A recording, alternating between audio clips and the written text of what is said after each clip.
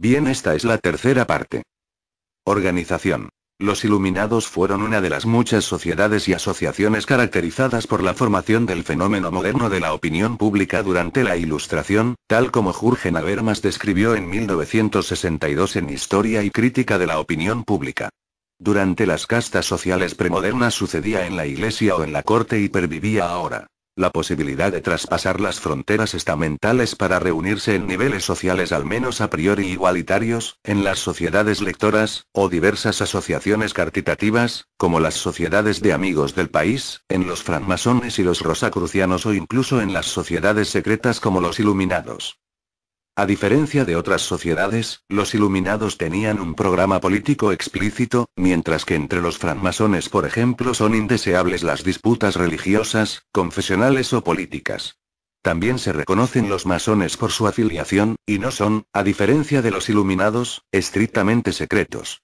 Aunque los Iluminados adoptaron aspectos masónicos como la logía y la jerarquía, también es cierto que ni pertenecían a la misma orden ni cooperaban en organizaciones francmasónicas nacionales, como la Gran Logia o el Gran Oriente.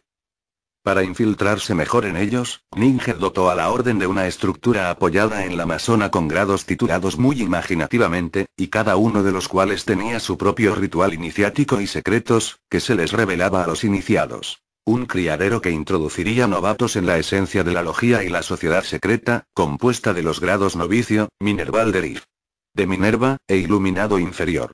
La clase masona tomada de la masonería contenía el grado peón, oficial, maestro, iluminado mayor e iluminado regente. Coronaba la orden la clase mistérica, compuesta por los grados sacerdote, regent, magus y rex gobernante, y cuyos reglamentos y ritos, debido al breve tiempo que supervivió, no llegaron a redactarse. Asimismo, como mistificación de gran efecto publicitario, cada miembro de la orden recibe al iniciarse un nombre secreto, o de guerra, que nunca era cristiano, o como mínimo, de origen ortodoxo. Weishaupt se llamó a sí mismo con el significativo nombre de Espartaco, el cabecilla de las revueltas esclavas romanas. Ninger era Filón de Alejandría, un filósofo judío. Goethe recibió el nombre Avaris, por un mago escita. También la geografía recibía nombres secretos, Múnich, Peg. Se llamaba Atenas. El Tirol, Peloponeso. Frankfurt era Edesa. E Ingolstadt, Eleusis. Incluso hasta la fecha se indicaba según un calendario secreto de nombres mensuales persas y cuya numeración anual comenzaba en el 632. Los nombres de la orden contribuían a la igualdad entre iluminados. Ya que los dos primeros grados solo se llamaban por los nombres de la orden, no podían saber unos de otros, quién era noble, quién burgués, quién profesor universitario, quién solo camarero o estudiante. Aparte de esto, formaban parte de un rígido programa educativo, que la orden le imponía a sus miembros. Cada iluminado debía no solo darle explicaciones a su tocayo espiritual, sino que también recibía de los superiores de la orden una cuota literaria mensual, en la que obras deísticas e ilustradas ocupaban un lugar principal y en grado creciente. Su evolución moral y espiritual debía además que hacerla constar en un diario llamado Cuaderno Quibus Licet, del lat. Quibus Licet, ¿a quién le está permitido leerlo? En caso de que estuvieran mal hechos o no contuvieran los avances previstos, respondía el mando de la orden con una carta de reproche.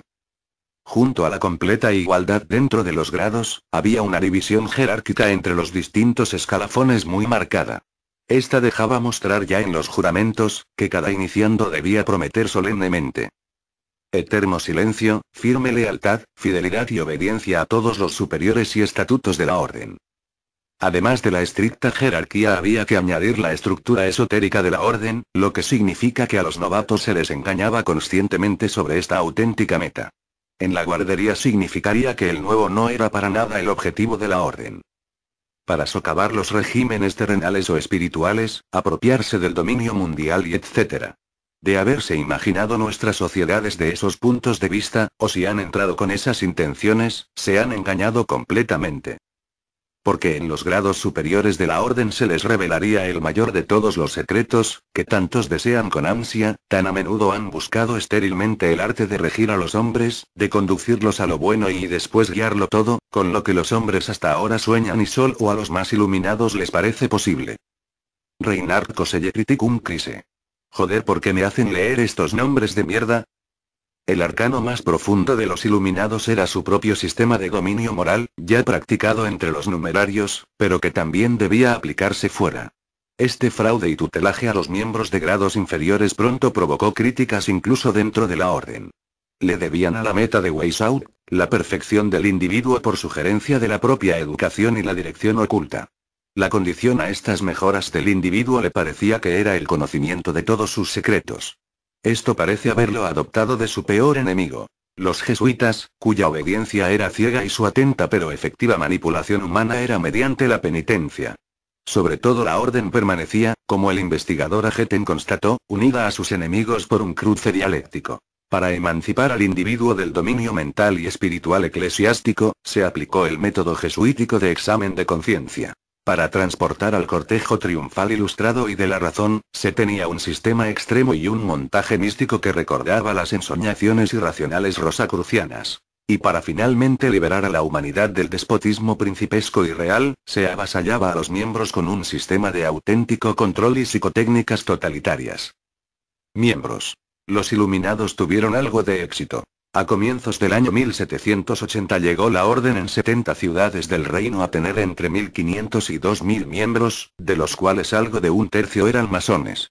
Los puntos clave eran Baviera y las ciudades turingias Weimar y Gotha. Fuera de Alemania solo puede demostrarse su presencia en Suiza.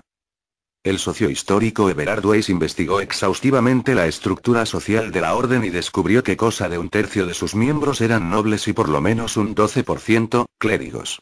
Casi el 70% de los iluminados habían recibido formación académica, el número de trabajadores manuales rondaba un 25%, un número muy superior al de los comerciantes, que con un 10% estaban claramente infrarrepresentados. Casi la mayoría de los iluminados, casi las 3/4, se componía de funcionarios y demás trabajadores públicos, que de cara a la meta de la organización de derribar el Estado absolutista, no puede sorprender. El mismo Weishaupt presumía en 1787 con orgullo que la orden había conseguido incorporar a más de un décimo del funcionariado bávaro. Especialmente significativo era este éxito de infiltración en los colegios censores bávaros, que hasta la intervención del príncipe elector en 1784, se componía casi exclusivamente de iluminados. Y acorde fueron las intervenciones de la autoridad. Se prohibieron escritos de exjesuitas y otros anti-ilustrados o escritos clericales, incluso hasta libros de rezos, y en cambio se fomentó la literatura ilustrada. Este éxito temporal no puede engañar de que la orden estaba compuesta en su mayor parte de académicos secundones, que acudían a ella, porque se esperaban posibilidades, una oportunidad, correlacionada con el concepto de infiltración de Weishaupt. Estas metas les resultaban desconocidas a los novatos. La meta real, a saber, la de formar a las élites políticas e intelectuales de la sociedad, la consiguieron poco. De las esperadas excepciones mencionadas, Goethe, Herder, Nietzsche, todos los representantes significativos de la baja ilustración alemana o se mantuvieron apartados, Schiller, Kant, Lessing, pero también Lavater, o se fueron decepcionados por la rígida estructura, Nicolai. De una amenaza real de los estados bávaros por el ratón de biblioteca Weishaupt y sus camaradas, utopistas en el buen sentido y en el ridículo no puede haber duda, pero sí que el reto que les supuso a los viejos poderes fue, incluso de esta forma tan domada, aún demasiado grande. Mitos y teorías conspirativas. Las cartas de Pique a Mazzini. Quienes apoyan las teorías conspirativas, citan como por ejemplo la presunta existencia de una serie de cartas escritas entre los años 1870 y 1871, que se conservarían en los archivos de la biblioteca del Museo Británico entre un antiguo militar confederado llamado Albert Pike, de hecho el único representante de la confederación, y a la vez miembro activo del Ku Klux Klan, honrado con una estatua en Washington.